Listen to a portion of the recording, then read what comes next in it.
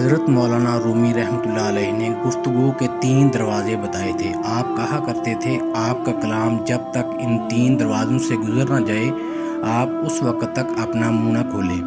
آپ اپنی گفتگو کو سب سے پہلے سچ کے دروازے سے گزاریں۔ اپنے آپ سے پوچھیں، آپ جو بولنے لگے ہیں کیا وہ سچ ہے؟ اگر اس کا جواب ہاں آئے تو پھر آپ اس کے بعد اپنے کلام کو اہمیت کے دروازے سے گزاریں۔ آپ اپنے آپ سے پوچھیں، آپ جو کہنے جا رہے ہیں کیا وہ ضروری ہے؟ اگر جواب ہاں آئے تو آپ اس کے بعد اپنے کلام کو مہربانی کے دروازے سے گزاریں۔ آپ اپنے آپ سے پوچھیں، کیا آپ کے الفاظ نرم اور لہجہ مہربان ہے؟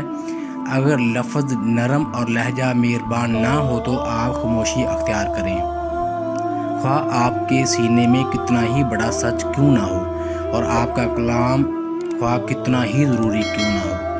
مولانا کی ذات میں یہ تینوں دروازے حضرت شمس تبریز رحمۃ اللہ علیہ نے کھولے تھے۔ شاید یہی وجہ ہے کہ مولانا نے حضرت شمس تبریز سے ملاقات کے بعد کبھی کوئی ایسا لفظ منہ سے نہیں نکالا تھا جو نرم نہ ہو، جو ضروری نہ ہو اور جو سچ نہ ہو۔